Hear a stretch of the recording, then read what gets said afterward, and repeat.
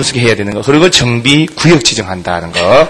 정비 계획이 먼저, 정비 구역이 먼저. 아니, 기본 계획은 안 물어봤고요.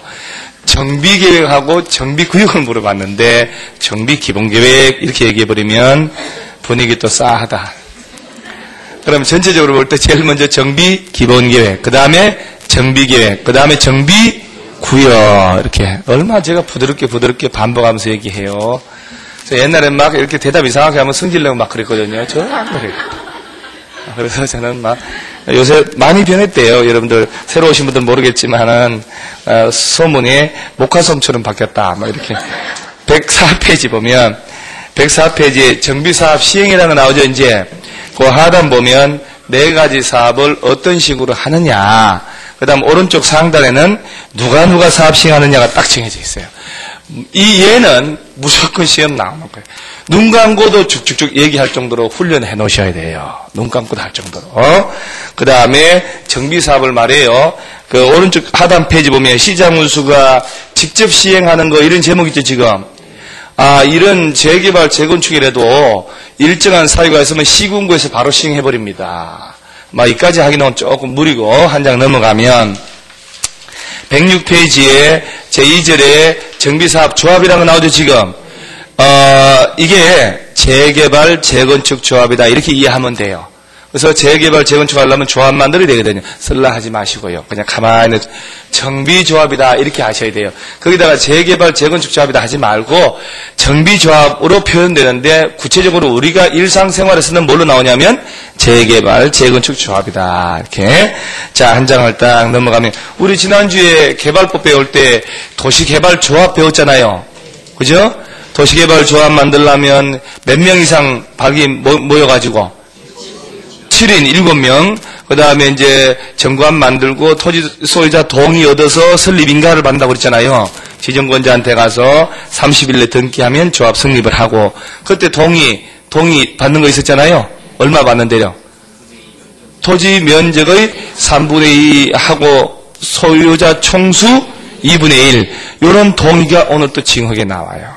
세 발의 피라고 그랬거든요. 지난주 것은 오늘에 비하면. 그 108페이지를 보면 제3절에 3절에 무슨 계획?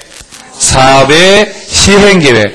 아까 나온 계획들 보면 정비기본계획, 정비계획. 지금 나오는 것은 사업의 시행계획. 시행계획 만들어서 인가를 받고 한 장을 딱 넘어가면 임시수용 이런 것들은 특별한 거 아니니까 한 장을 또 넘겨보면 자, 그 112페이지는 거기는 또 무슨 계획?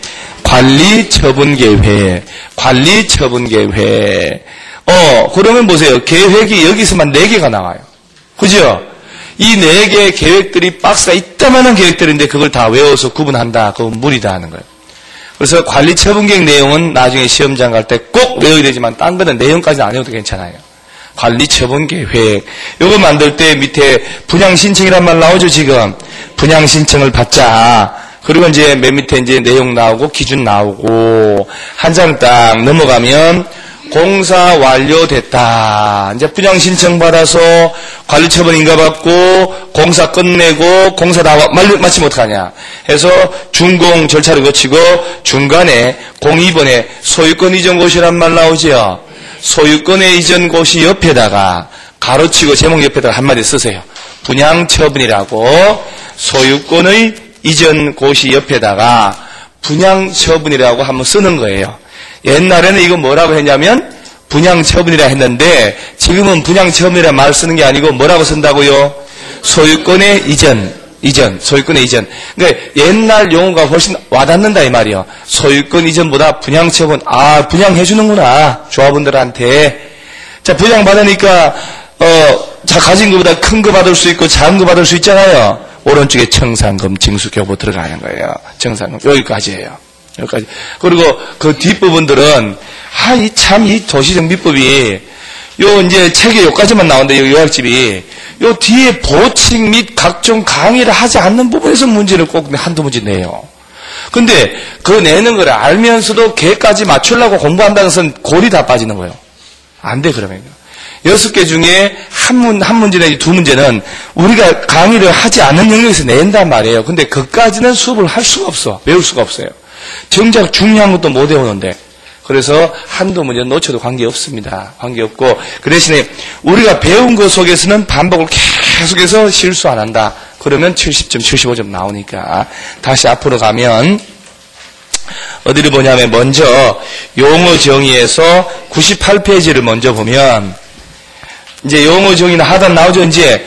정비사업을 몇 가지 먼저 정리를 먼저 하고 제가 전체를 쭉 아우르게 설명을 한번 할 테니까 보세요. 정비사업이란 도시기능을 회복하기 위하여 정비구역 안에서 정비기반시설을 정비하고 주택 등 건축물 개량 건설하는 사업으로서 다음의 몇 가지 종류? 자, 정비사업은 종류 몇 가지가 있다? 4가지 종류가 있는데 주택 재건축 사업의 경우에는 정비구역이 아닌 구역에서 시행하는 주택 재건축 사업을 포함한다. 자, 그러면 일단 밑에 보니까 1번 무슨 사업? 주거환경에, 이건 진짜 자꾸 떠들으셔야 돼요. 자꾸 떠들어야 입에서 외우시는 겁니다. 두 번째 무슨 사업? 주택 재건축 사업, 재개발 사업. 세 번째가 주택 재건축. 네 번째가 도시환경 정비 사업인데 요 4개 사업을 할 때는 원칙적으로 정비구역 안에서 하라는 얘기죠. 정비구역 지정한 곳에서 하는 거예요. 근데 이 중에 재건축은 정비구역 지정 안 돼도 할 수 있다 그랬죠. 그런 말이 있었어요? 재건축은 정비구역이 아닌 것도 할 수 있다는 말이 있었나요? 그게 기억 안 나면 안 돼요. 그 위에 있었잖아요. 주택 재건축 사업의 경우는 정비구역 아닌 구역에서 시행하는 주택 재건축 사업을 포함한다니까. 자, 주의할 점, 이 4가지 정비사업은 정비구역 안에서만 시행한다라고 하면 맞는 거예요? 틀린 거예요? 그러니까 재건축은 정비구역을 지정 안 돼도 하는 경우 있다 없다? 있다는 얘기예요.